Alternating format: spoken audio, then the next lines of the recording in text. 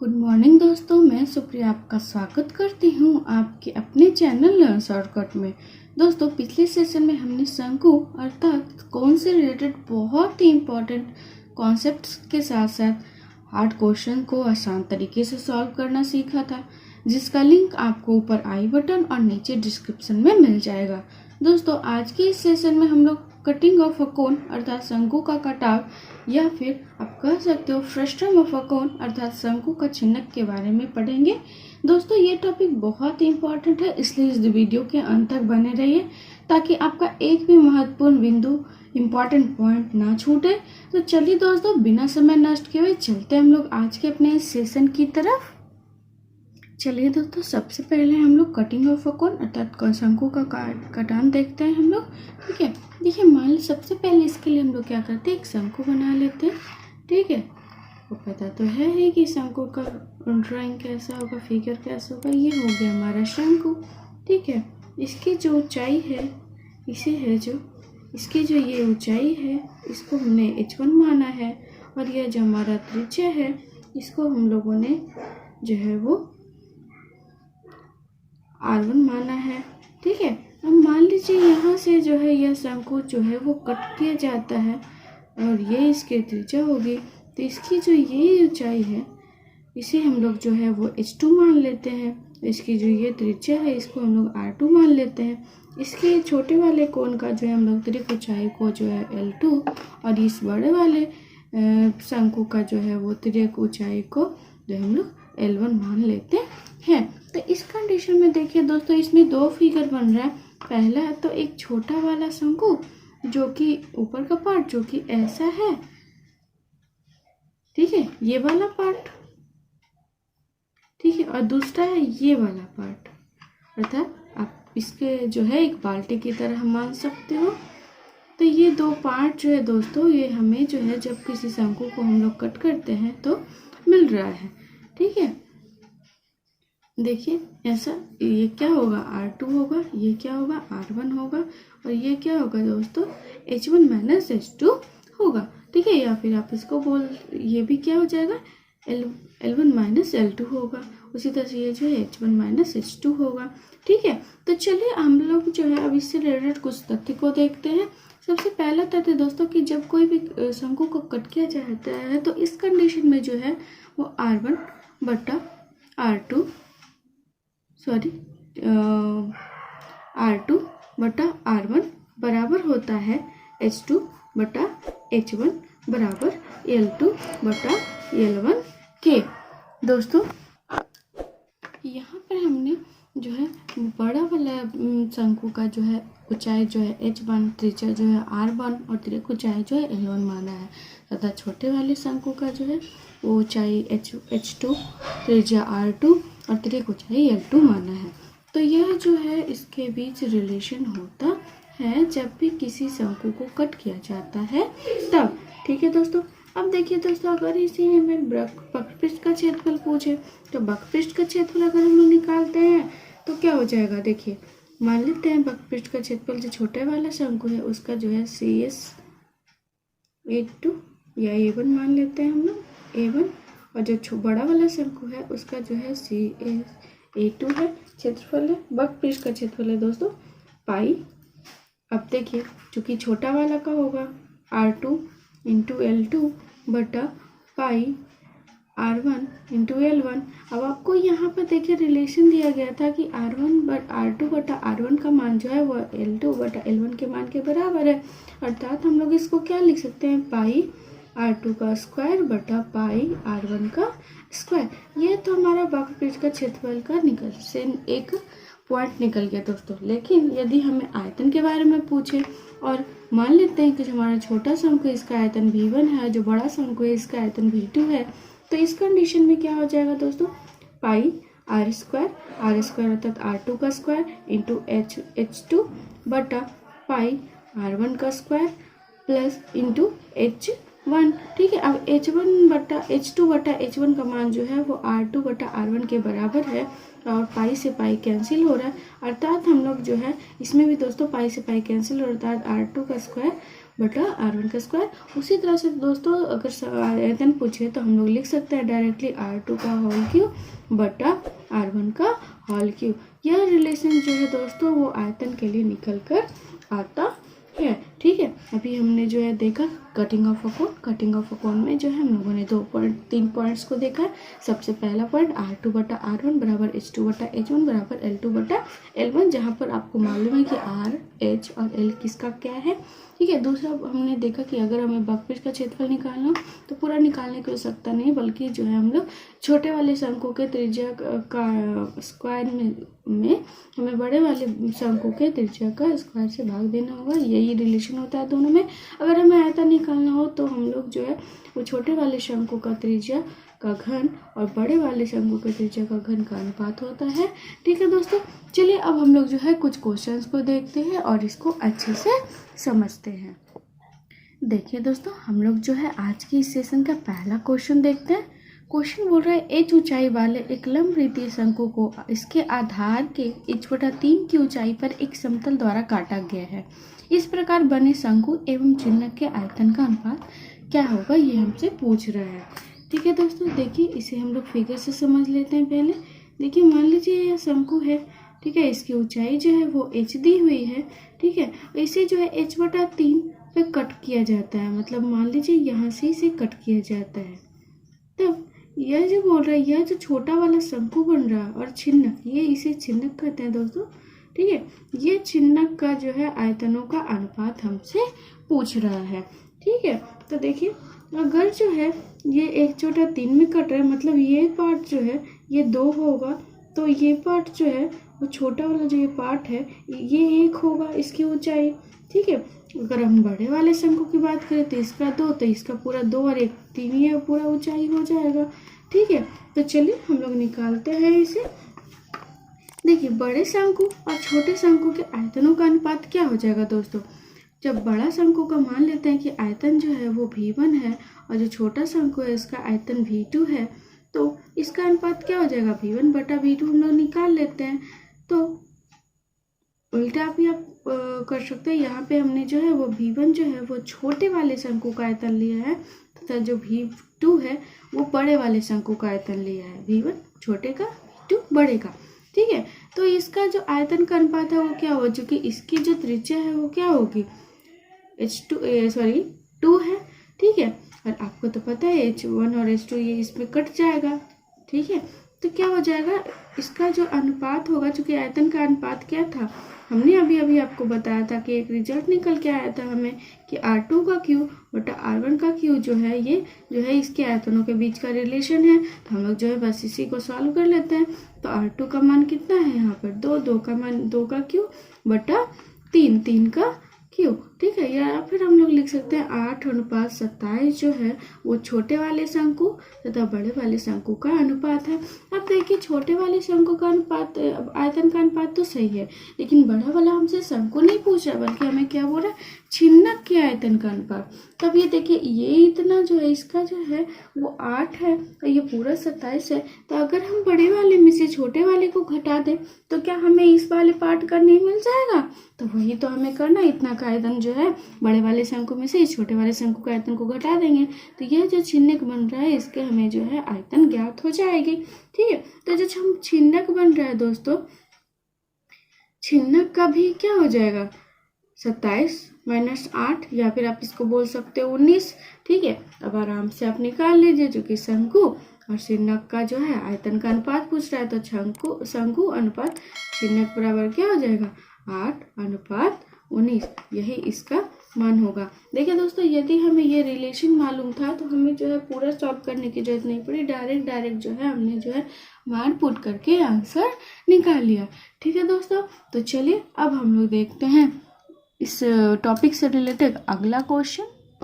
देखिए दोस्तों, हम लोग आज के इस सेशन का अगला क्वेश्चन देखते हैं। क्वेश्चन क्या बोल रहा है, क्वेश्चन बोल रहा है एक शंकु इसके आधार पर रखा हुआ है, इसको आधार के समानांतर 3 बार काटकर बराबर ऊंचाई वाले 4 भागों में बांटा जाता है। तब इन चारों भागों के आयतनों का क्या अनुपात होगा, ये हमसे पूछ रहा है। चलिए सबसे पहले हम लोग क्वेश्चन को समझते हैं। देखिए एक शंकु है, ठीक है, एक शंकु है ऐसा, यह एक शंकु है, थोड़ा फिगर पे, ठीक है। अब क्या बोल रहा है, बराबर ऊंचाई वाले तीन भाग काटा जाता है। मतलब इसको मान लीजिए यहाँ से कट किया गया है, इसको यहाँ से कट किया गया है, इसको यहाँ से कट किया गया, मतलब 3 का टर्म दिया गया है। तो ये 4 भाग में डिवाइड होगा। पहला ये पार्ट, दूसरा ये पार्ट, तीसरा ये पार्ट और चौथा ये पार्ट, ठीक है। 3 बार काट के ऊंचाई जो है इस सारे के बराबर, अर्थात यदि ये जो पूरा जो है वो, अगर चूंकि ये 4 भाग में बट रहा है दोस्तों, अगर हम लोग मान लेते हैं कि जो हमारी ऊंचाई है वो 4 है और आपको दिया हुआ है यहाँ कि बराबर ऊंचाई में डिवाइड किया गया, अर्थात प्रत्येक की ऊंचाई का अनुपात क्या होगा, 1:1:1:1:1। चारों की ऊंचाई तो बराबर है, ठीक है। अब देखिए ये जो बोल रहा है, हमें क्वेश्चन में बोल रहा है कि इसका क्षेत्र, इसका आयतन का अनुपात, इसके आयतन का अनुपात, इसके आयतन का अनुपात और इसके आयतन का अनुपात जो है हमें निकालना है। तो अब थोड़ा सा यहाँ पर ध्यान दीजिएगा दोस्तों, चूंकि ये जो है इतना ऊंचाई क्या है, 1 है, ये इतना कितना हो जाएगा, ये भी 1 है। लेकिन अगर ये बड़े वाले शंकु में अगर हम लोग देखें, जैसे जैसे बढ़ते जाएगा तो ये पूरा का ऊंचाई क्या हो जाएगा, 2 हो जाएगा। उसी तरह से अब इसके लिए देखें तो इतना का ऊंचाई क्या हो जाएगा, 3 हो जाएगा। उसी तरह से अगर पूरे वाले बड़े वाले शंकु के लिए देखें तो इसकी ऊंचाई का अनुपात जो है वो 4 हो जाएगा, ठीक है। अब हमसे इसी के आयतनों का तो अनुपात पूछ रहा है ना, तो चलिए हम लोग आयतन के इसका अनुपात निकालते हैं। तो पहले वाले के लिए h क्या है, क्योंकि r हमने अभी एक रिलेशन निकाल के आपको दिया था कि आयतन का अनुपात बराबर जो छोटे वाले शंकु का क्यूब बटा बड़े वाले शंकु का क्यूब हो जाएगा, ठीक है, यही है ना। और ये जो है इसके बराबर था दोस्तों, h2 बटा h1 के बराबर था, अर्थात हम लोग जो है r की जगह h भी लिख सकते हैं, ठीक है। तो अब देखिए हमें जो क्या बोल रहा है, इसके आयतनों का अनुपात, तो हम लोग जो है इसे h के फॉर्म में लेंगे। तो सबसे छोटे वाले जो शंकु है उसका आयतन क्या हो जाएगा, 1 का क्यूब होगा, ठीक है। अब दूसरे वाले का निकालिए, तो दूसरे वाला का देखिए ये पूरा 2 है, उसमें जो है जो इसको घटा दे तो ये जो चिन्हक बन रहा है इसका आयतन क्या हो जाएगा, 2 का क्यूब माइनस 1 का क्यूब हो जाएगा। उसी तरह से अगर हम इस तीसरे वाले पार्ट का देखते हैं तो ये पूरा 3 है, अर्थात 3 का क्यूब में से हमें जो ये दूसरा वाला पार्ट है इसको घटाना है, अर्थात 2 का क्यूब।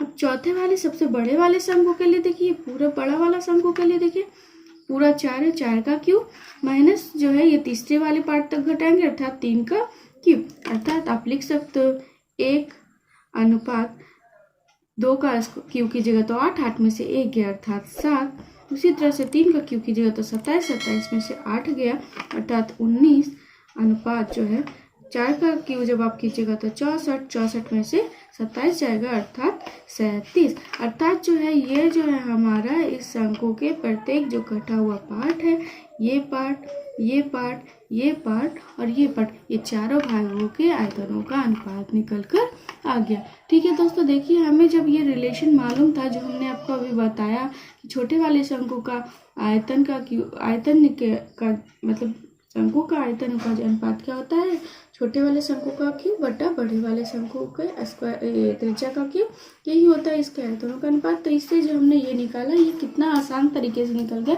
वैसे क्वेश्चन देखने में बहुत पेचीदा लग रहा था दोस्तों, लेकिन ये बहुत ही आसान तरीके से बना है, ठीक है दोस्तों। अभी हमने ये कटिंग ऑफ कोन से रिलेटेड 2 क्वेश्चन देखे, दोनों ही क्वेश्चन बहुत इंपॉर्टेंट है और एग्जाम में पूछे जाते हैं दोस्तों, ठीक है। अब हम लोग जो है फ्रस्टम ऑफ अ कोन अर्थात शंकु के चिन्ह के बारे में पढ़ते हैं। सबसे पहले जो है हम लोग जो है इससे रिलेटेड कुछ फार्मूलाज के बारे में जान लेते हैं ताकि जो है हमें इसे बनाने में सहूलियत हो।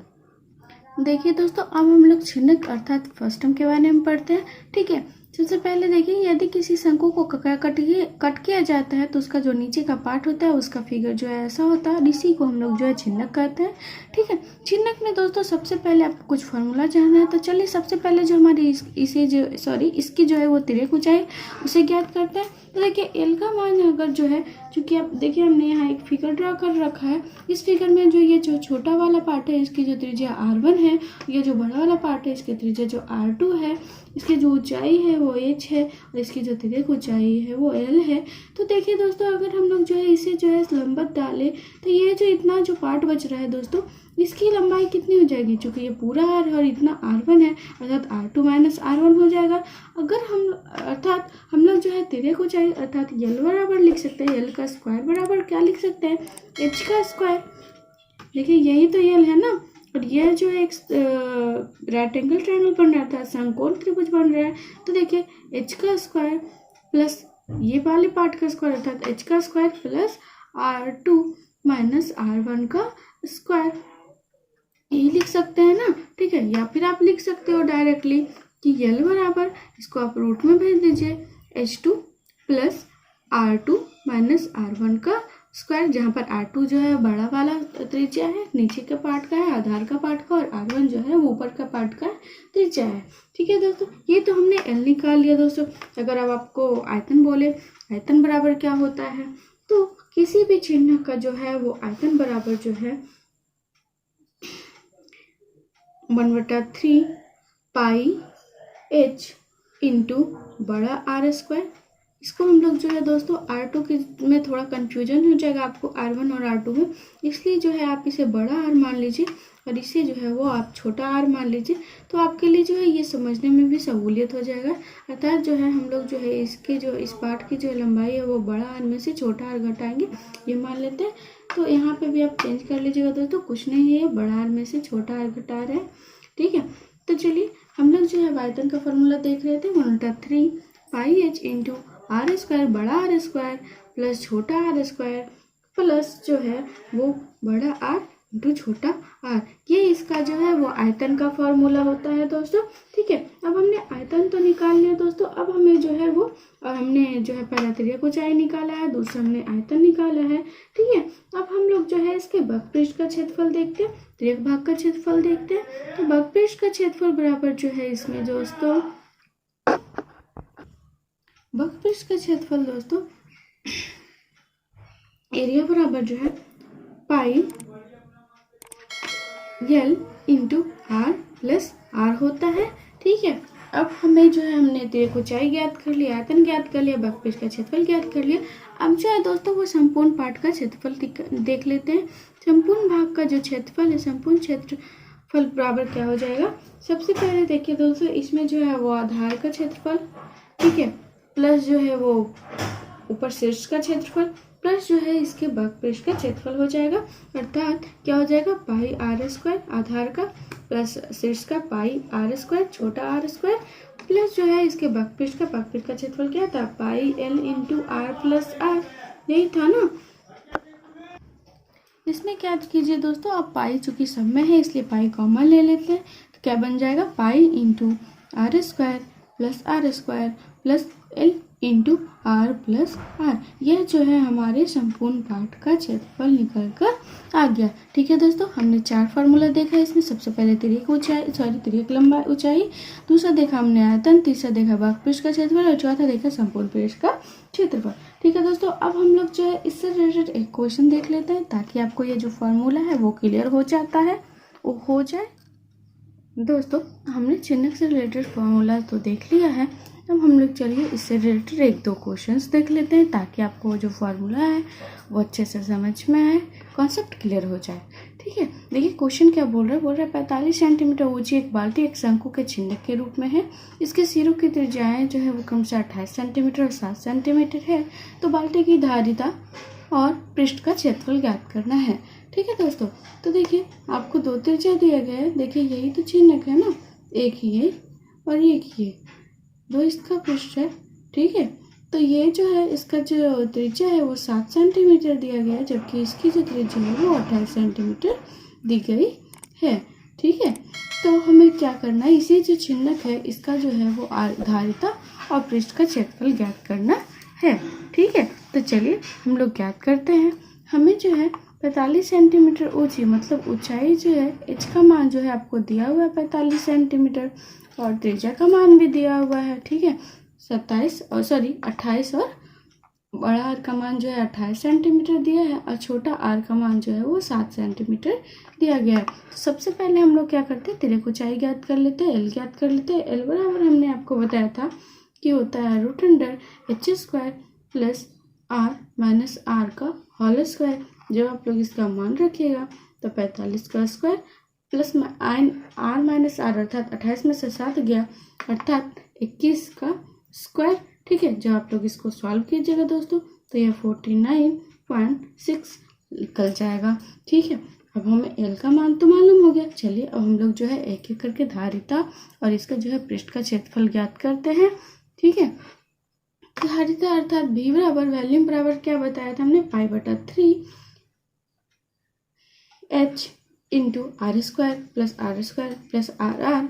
कहने का तात्पर्य पाई/3 into are square plus r r, यही था ना।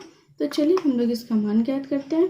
पाई का मान रख दीजिए 22/7, एच का मान रखिए 45, 3। ठीक है, आर स्क्वायर अर्थात जो है बड़ा आर अर्थात 28 का स्क्वायर प्लस 7 का square plus R into R अर्थात 28 गुने 7। ठीक है, आप लोग इसको सॉल्व कर लीजिएगा। जब आप लोग इसको सॉल्व कीजिएगा तो इसका मान जो है वो 48,510 सेंटीमीटर क्यूब आ जाएगा।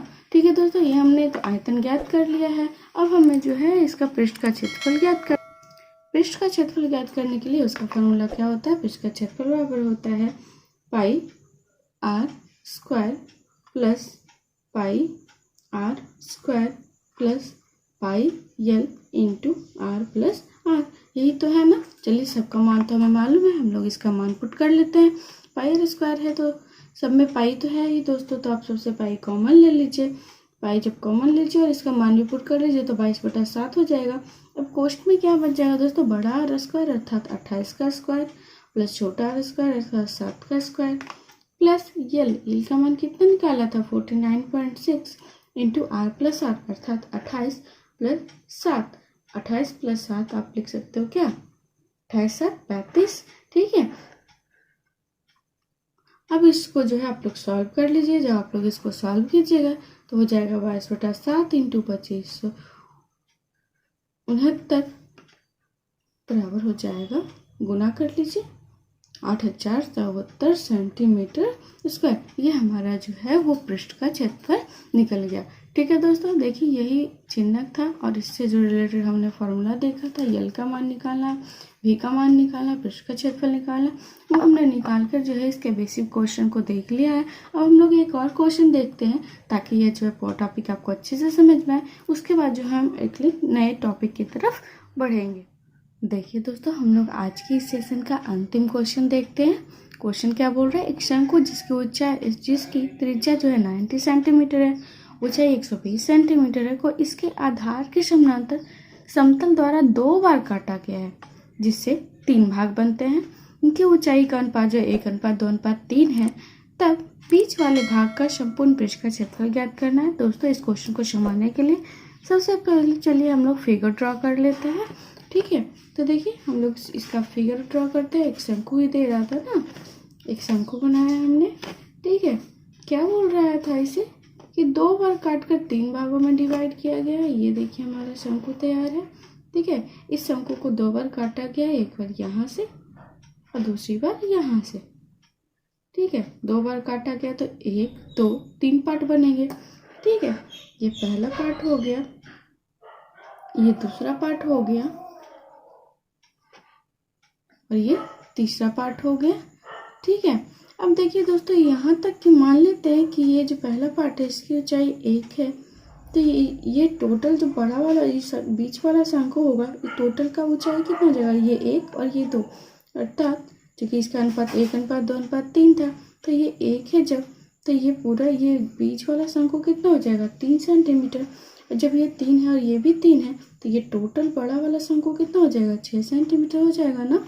ठीक है, ये थोड़ा फिगर आप समझिएगा दोस्तों, क्योंकि 1 2 3 के अनुपात में दे रहा है, मतलब इतना का अगर 1 माना तो ये जो बीच वाला शंकु बनेगा ये 1 और ये 2 अर्थात 3 हो जाएगा टोटल।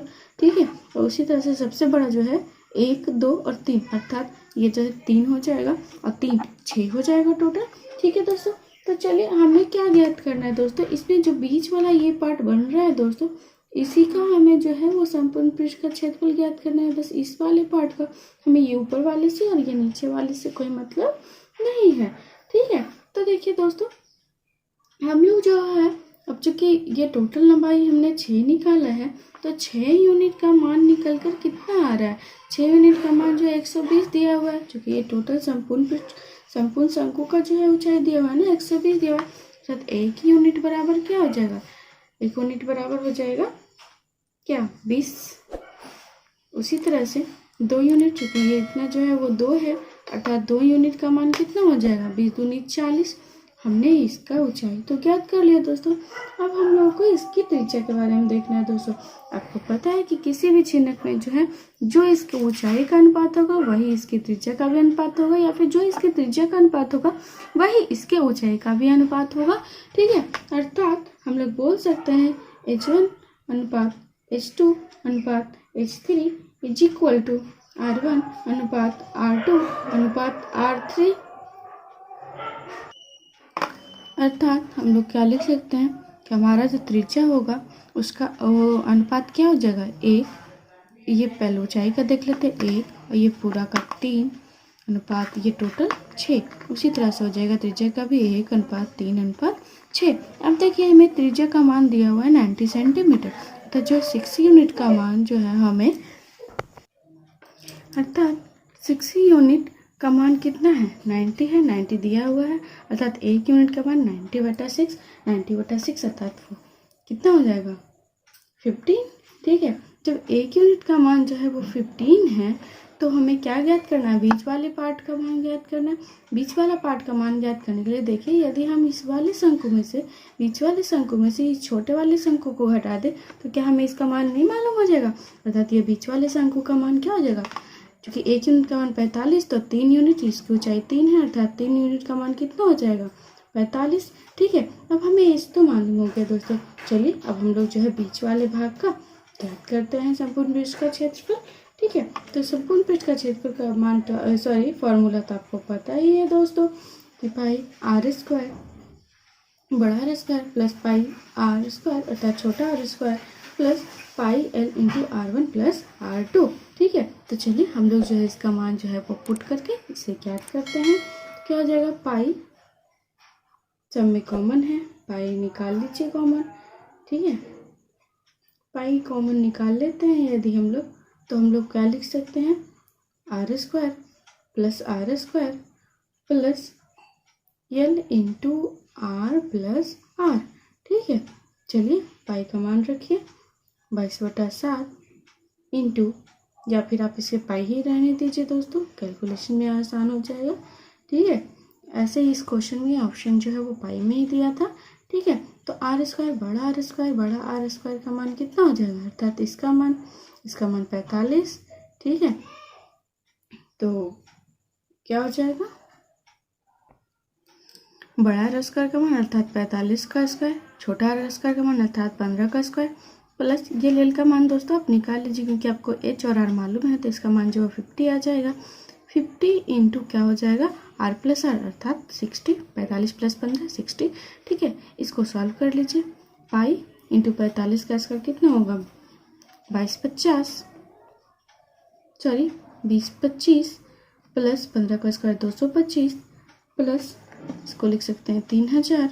ठीक है, सभी को जो है ऐड कर लीजिए। ऐड करके जो है आप इसका मान लिख सकते हैं, इसको ऐड कर लेते हैं 0.525 पाई, यही जो है इसका मान हो जाएगा। ठीक है दोस्तों, ये थोड़ा पेचीदा था दोस्तों, लेकिन आपको बस इसमें ये समझना था दोस्तों। ये समझने के बाद आप इसकी ऊंचाई क्या होगी, बीच वाले पार्ट की त्रिज्या क्या होगी, बस इसमें थोड़ा सा कॉमन सेंस लगाना था। ये तो बस फार्मूला था दोस्तों, जिस पर आपको जो है मान पुट करके आंसर लाना था। ठीक है, मेन रूप से आपको ये समझना था, और आपको ये समझना था कि हमें इसकी त्रिज्या कैसे ज्ञात करनी है और इसकी ऊंचाई कैसे ज्ञात करनी है। ठीक है दोस्तों, आज जो है दोस्तों ये आपका चिन्हक अर्थात शंकु भी खत्म हो गया। कल हम लोग जो है वो गोला पढ़ेंगे दोस्तों। तो आज की सेशन को हम लोग यहीं पे समाप्त करते हैं। कल फिर मिलेंगे नए नए क्वेश्चन और नए नए टॉपिक के साथ, शॉर्ट मेथड के साथ। तो चलिए दोस्तों, यदि अभी तक आपने हमारी इस कॉन्सेप्ट को सीखने के लिए या इस तरह के मेथड को सीखने के लिए हमारे चैनल को सब्सक्राइब नहीं किया है, तो तुरंत सब्सक्राइब कीजिए, दोस्तों के साथ शेयर कीजिए, लाइक कीजिए और बेल आइकन को भी दबाइए, ताकि जब हम अगला वीडियो डालें तो उसका नोटिफिकेशन सबसे पहले आपको मिल सके।